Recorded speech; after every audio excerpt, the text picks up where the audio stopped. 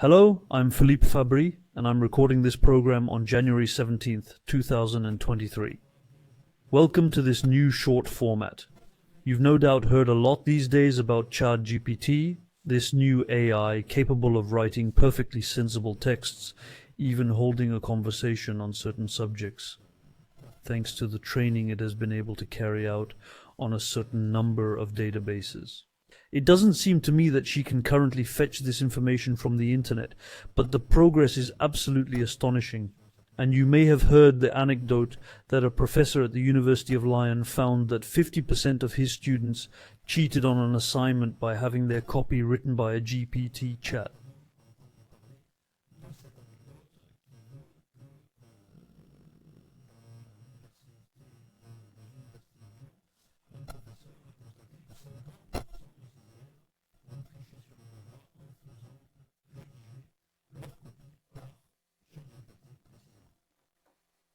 It's an amusing anecdote, but it naturally echoes all the concerns we have about the fact that artificial intelligence of this type could replace individuals, replace them at work, particularly in their professional activity.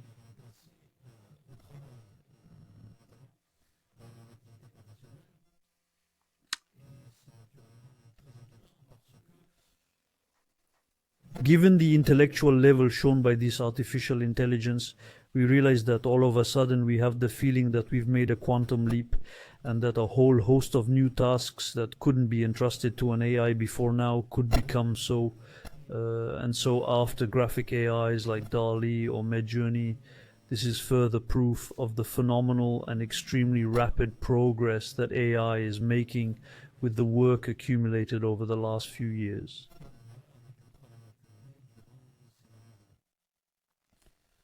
I'd like to talk to you a little about this tonight and the repercussions it could have on our society.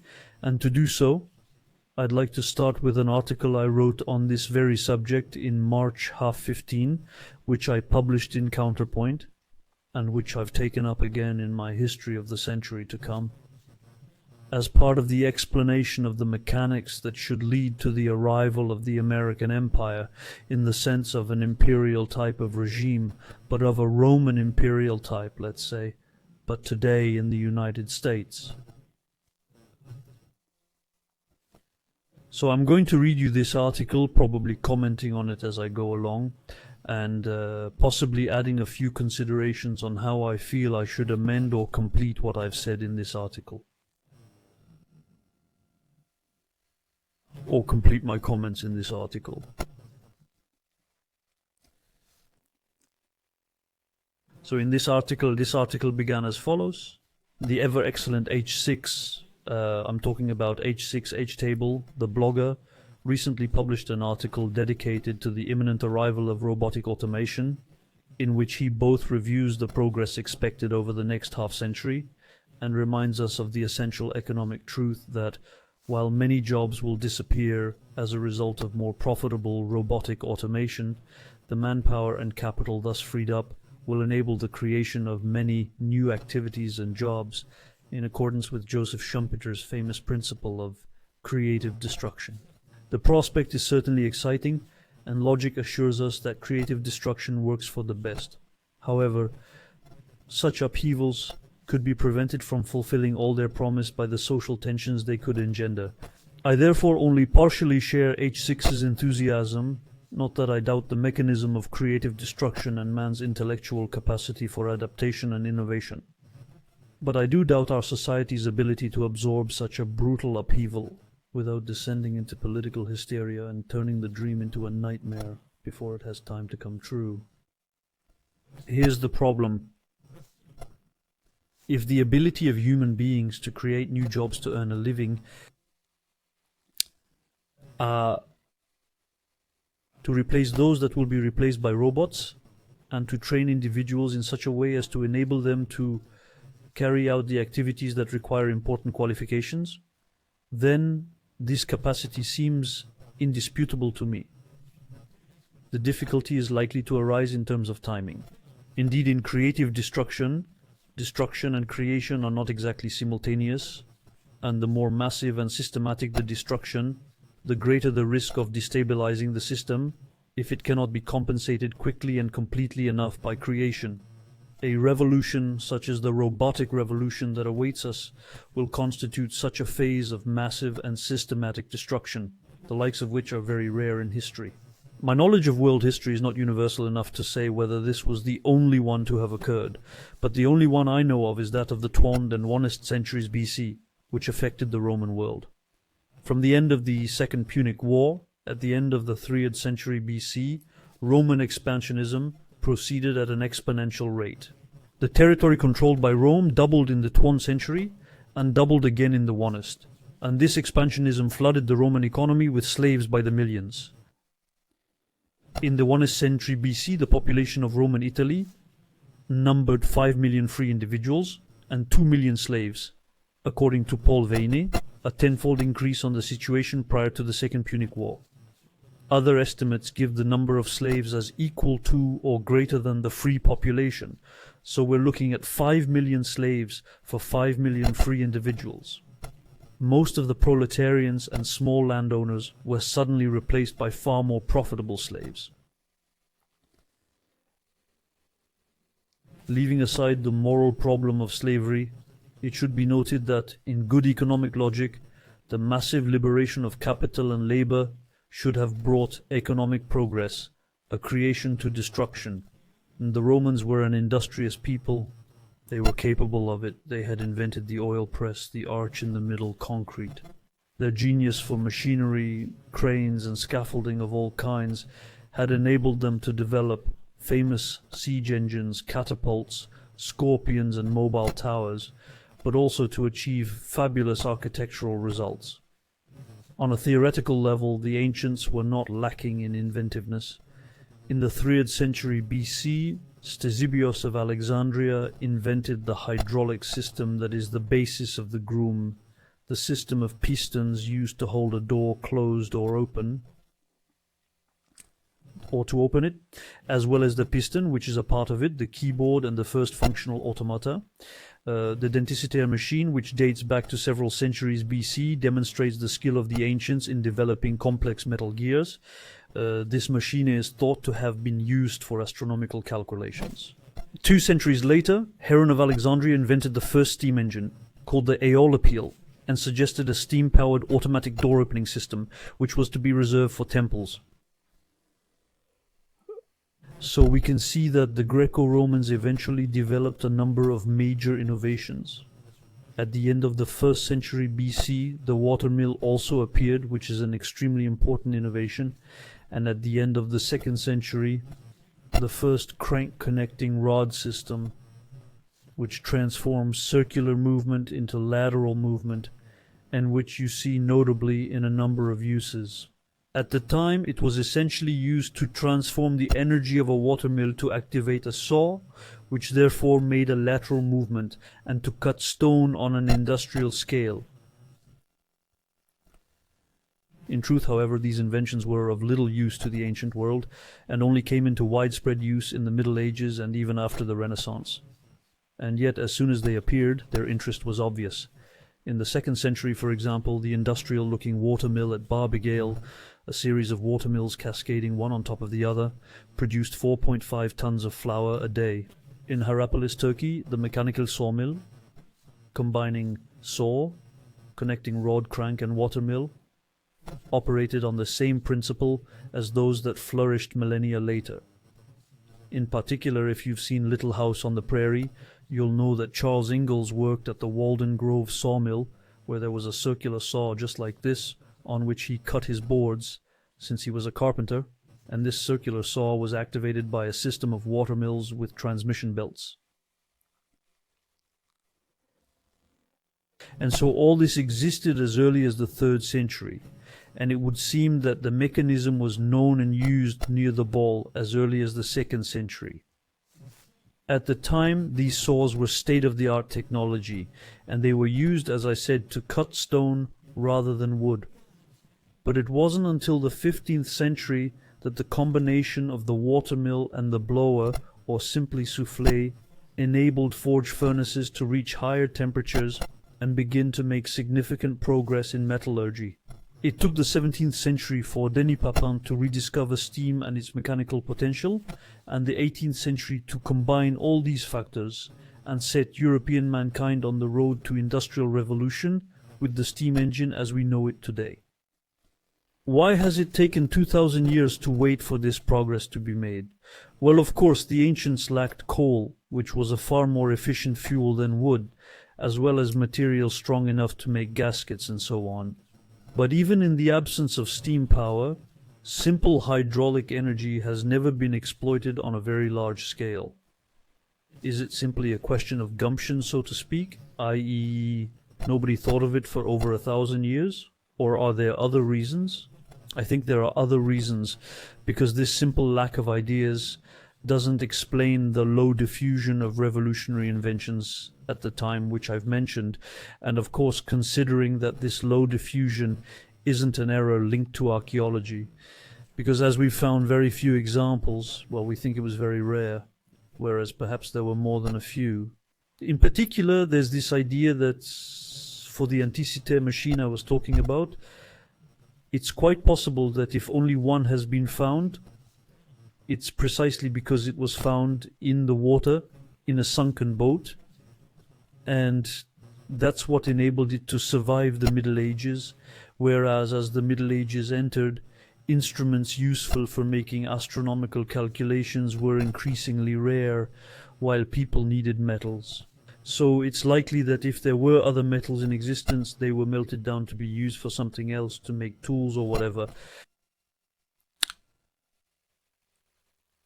But even if we don't go any further, even if we don't count, even if we set aside this hypothesis, assuming that there were not many of them, which seems compatible with the fact that it took us so long to think about and use these inventions later on, we should have found enough of them. They should have multiplied. And so uses should have diversified, but that's not what we see. Some historians have tried to explain the technological breakdown by a kind of inability on the part of the men of antiquity to think about progress, saying that they were locked into a cyclical vision of the world, and that this was only overcome by Christianity and its linear conception of history, and so on. It's a rather absolute consideration of the ancient mentality, which in my opinion is contrary to the technical progress observed in antiquity nonetheless. What's more, you know that I'm rather wary of giving too much of a directing role to ideas, and to explain that it was a simple mentality that hindered innovation, or at any rate a mentality common to the entire ancient world, seems excessive to me. There were times when there were innovations, so it wasn't linked to the ancient spirit. On the other hand, the mentality that may have hindered technical progress, and therefore I think it did, was the imperial regime and society, which were resistant to progress. There's an example mentioned by Suetonius, and we know that Suetonius spoke very badly of the emperors, so it's sometimes debatable what he said, but the spirit of this anecdote evokes so many things in modern times that it's hard to think of it as pure slander. It's probably taking up an idea that was around at the time. And so in particular, Suetonius indicates that the emperor Vespasian refused an invention that would have made it possible to transport stone columns for the Capitoline temples at lower cost. You know, it's one of the hills. It was the most important religious hill in Rome. And so for the Capitoline temples, stone columns had to be raised to the top of the hills to erect the buildings. And Suetonius tells us that the emperor paid the engineer not to tell anyone and to destroy the plans for his machine, so that the workers on the imperial building sites wouldn't lose their jobs. And this kind of behavior shows what? It shows an imperial power that would have been ready to sacrifice a technical advance that it perhaps didn't consider sufficiently useful to its internal order, but above all on which it placed the maintenance of social order above productivity gains. In other words, the concern of a regime like the imperial one was that the people should have work, that the workers should have work, that the social order should not be disrupted by the arrival of a machine to replace individuals.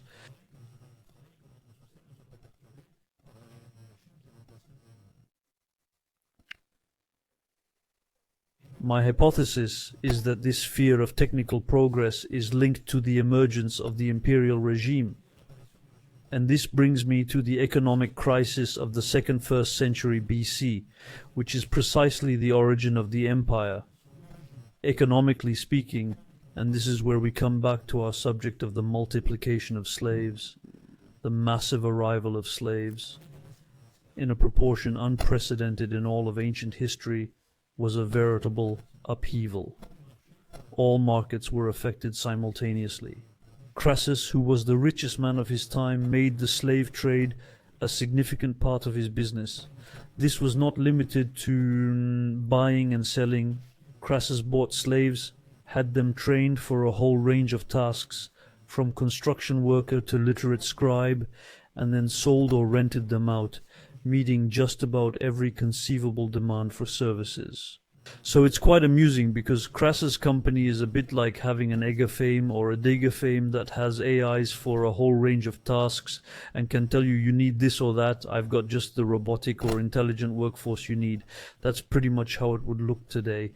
And so the result at the time was that in Roman Italy, anything that could be done by a free man could be done just as well and more cheaply by a slave. Now, it has been suggested that slaves were less productive than free men, but their low costs probably more than compensated for this in the overall system set up at the time.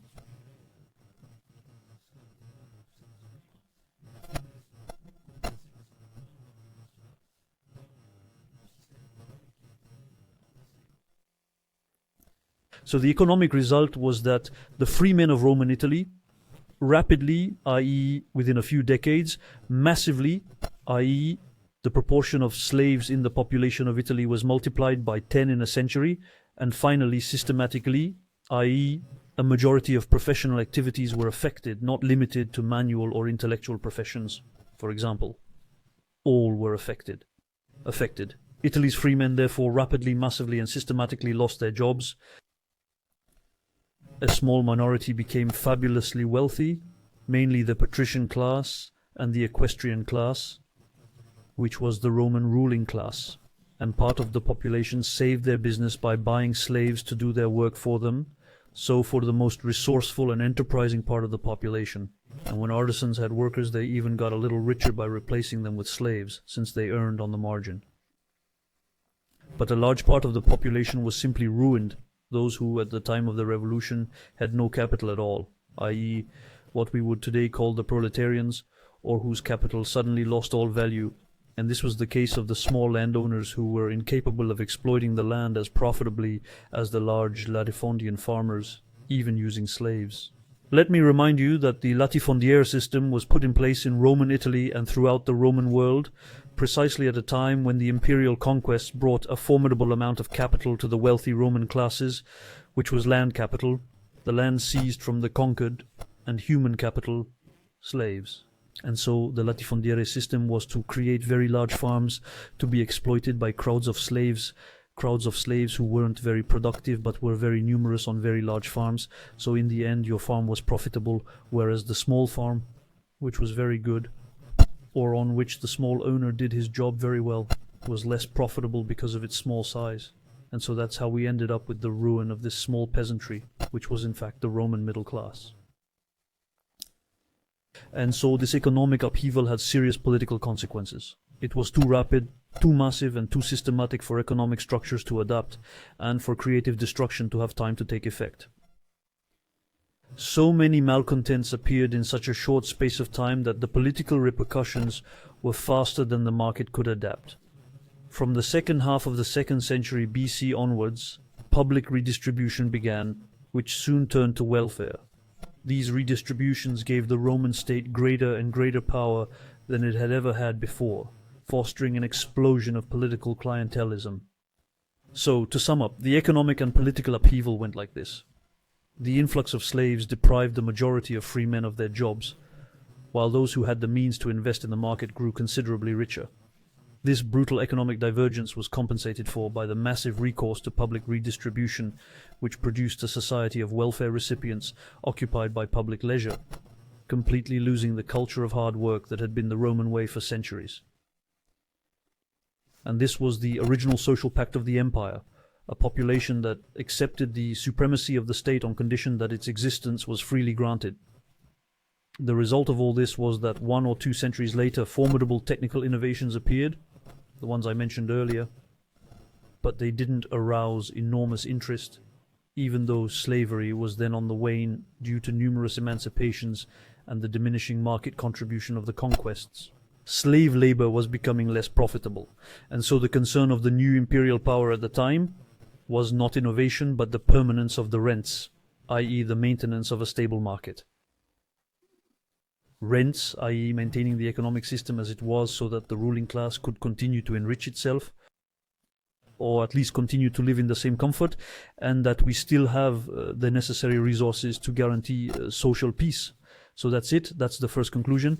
The economic upheaval that affected the Greco-Roman world with the unprecedented massification of slavery led to a political mutation that was too rapid to allow creative destruction to function.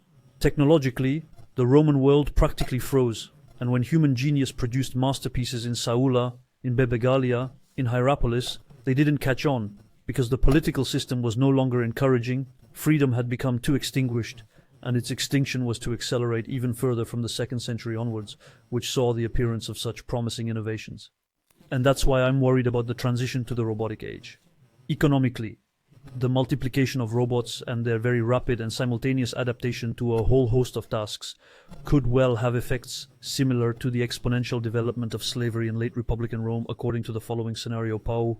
Firstly, in the space of a few decades, in a great boom in robotics and artificial intelligence, robots will massively replace humans in jobs where they were still needed on factory assembly lines, but also in transport with unmanned cars, and increasingly in a large number of intellectual activities, which is where the GPT chat comes in, or even artistic activities with Amit Journey, and the working population will be impacted with a violence unequaled since, to my knowledge, the aforementioned crisis of the Greco-Roman world.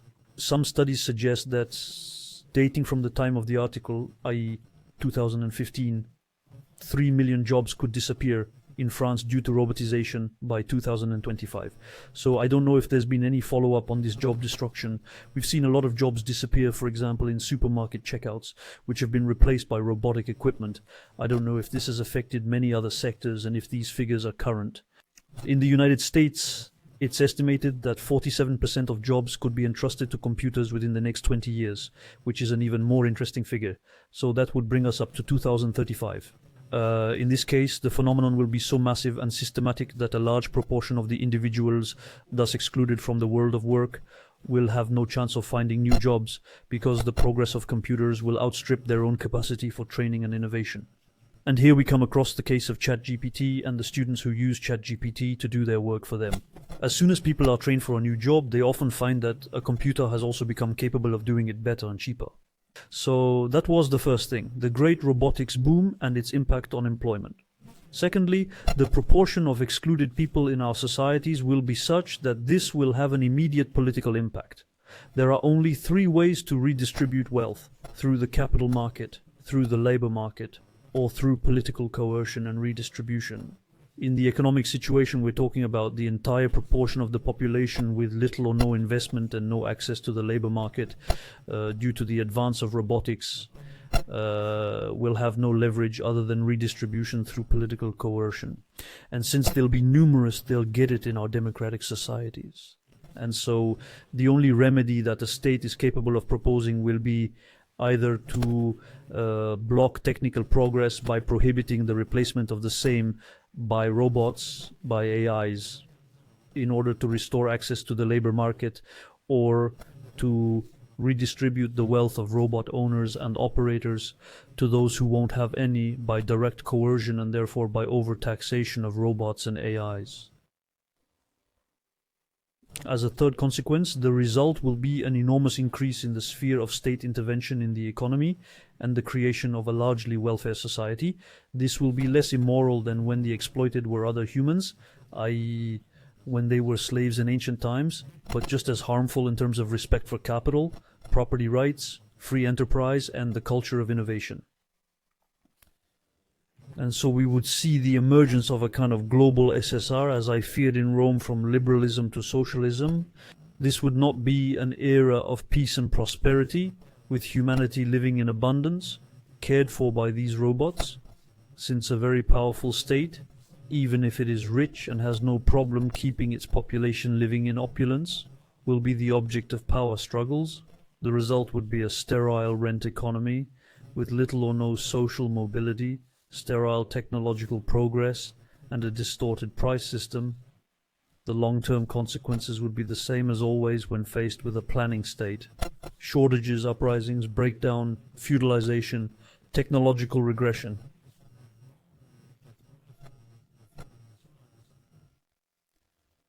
Admittedly, I'll probably be opposed to the fact that the Industrial Revolution didn't lead to such extremes and that creative destruction just until now has taken its toll. Except that, contrary to popular belief, the Industrial Revolution didn't go that fast. In France, the population living from agriculture in 489 represented 66% of the total population. It was only in 1840 that this percentage fell below 50%, in 1950 below 25%, and in 1960 below 20%. It therefore took over a century and a half to replace 50% of the working population with machines. During this time, people have been trained and qualified over the generations, and professional activities that remained exclusively human have developed. The robotic revolution that awaits us will replace almost half the working population with machines in 20 or 30 years, i.e., the same proportion as the Industrial Revolution, but 5 to 7 times faster. The brutality of this coming mutation is, at the risk of repeating myself, without any historical precedent, other than the exponential development of slavery in the last 2 centuries of the Roman Republic. The labor and training markets won't have time to adapt before the social tensions they provoke lead to harmful policies. That's my dire prognosis.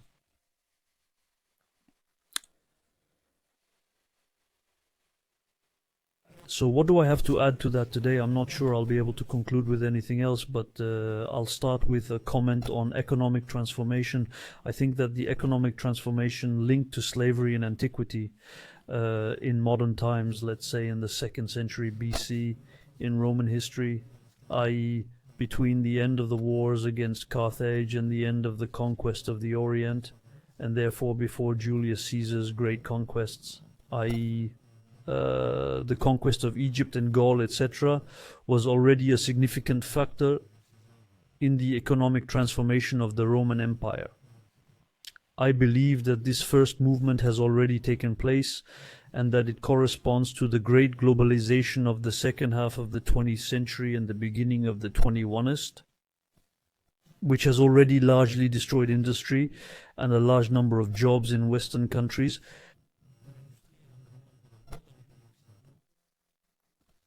for the benefit of developing countries, which in fact largely had the same effect as slavery in the days of the Roman Empire.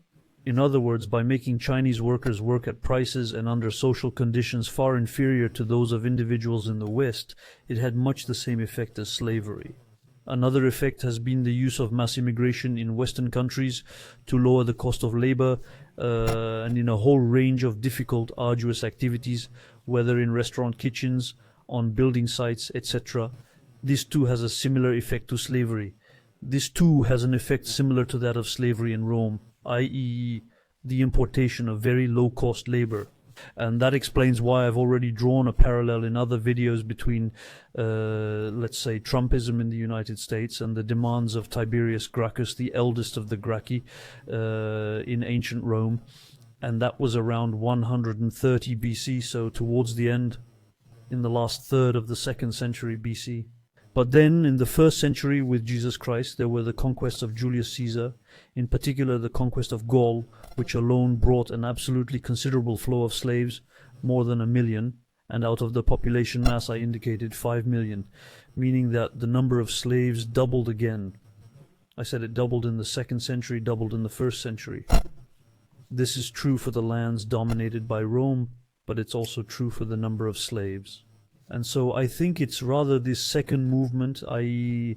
That of the 1st century BC, this second half of the movement, which is the most explosive, that the arrival of AI would correspond to, since the first movement would correspond to globalization and the exploitation, shall we say, of human capital on a worldwide scale by the West. But nonetheless, this doesn't change the reasoning much. In any case, it just explains why we've already started part of the way before this revolution arrives, and indeed why this revolution has already begun, since the automation of everything that has been made possible by globalization has also been made possible by advances in telecommunications, low-cost instantaneous communications from one end of the world to the other, and so on.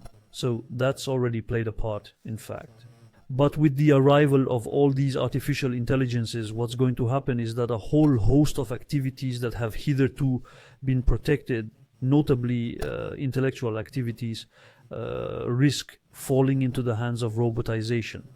For a long time, we thought we could deindustrialize, that in any case we'd keep service economies or high value added sectors, that's what we used to say, and that we could get rid of industry for the benefit of the third world. That was already a miscalculation, but what's more, now that we're keeping services are also finding themselves in competition with these third world countries, which have developed in the meantime, but also and above all in our own countries, a whole host of local intellectual professions. I'm thinking in particular of professions such as lawyers. I'm thinking in particular of professions such as jurists, lawyers and consultants in a whole host of fields, including accountancy and even medicine, which are increasingly going to be areas in which artificial intelligence is going to have a very important role to play, and where the studies you may have done won't be enough to save you or make you useful on the job market. So it's going to greatly accelerate a trend that had already begun with the proliferation of graduates on a job market that wasn't necessarily big enough to absorb them. Will it really only destroy jobs? I don't think so, because in particular something like ChatGPT, if you're intelligent, know how to use it, know how to teach yourself how to use it, can multiply the productivity of certain individuals. Particularly, I'm thinking of people who don't necessarily have the money to pay for an assistant, for example, or a documentalist or something like that. I've tried it out and I've seen that it's quite remarkable. It can save an extremely precious amount of time in finding what you're looking for. But in this case, the use of these tools will be reserved, firstly, for those who are capable of learning how to use them quickly, and secondly, for those who are capable of adding value to what these tools do, i.e. by adding, through the questions they ask or the requests they make, learning how to use these tools just like any other tool.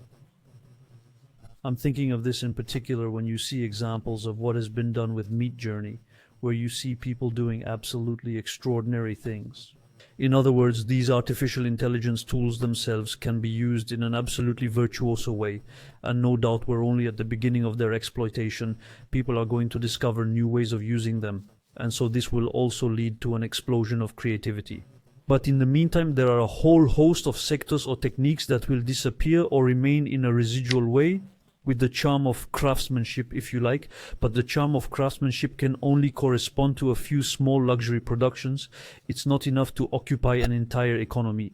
And so I think that what I said in this article remains fundamentally true, and that we're beginning to see manifestations of this, and it's likely to happen very quickly. Since we've had Midjourney, we've got ChatGPT, and it's likely that in the years or months to come, we'll have some fabulous new surprises up our sleeve. Maybe, I don't know, in terms of musical composition or whatever, which will enable us to make the most of this new technology. Musical composition or whatever, which will unleash the creativity of a whole bunch of people who don't have the technical ability, but which will pose a lot of problems for people who, for example, had the technical ability, but besides that had no creativity and can be replaced. Now, there are some things that can't be replaced, and I think this will enable us to refocus teaching on more important things. If I can put a positive note on it, it's that this case of students having their homework done by ChatGPT also reminds me of all the people who think that learning, for example, isn't much use, because if you want information, you can look it up in Wikipedia.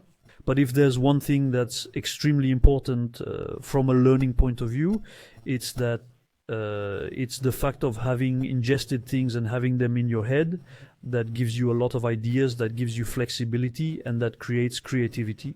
creativity is born of knowledge, and I think this is something that many people are going to have to relearn unless they want to expose themselves to very serious setbacks, because it's still, and may soon be, the only thing left to the human mind to give it a form of superiority, or at least complementarity with its artificial intelligences and robots.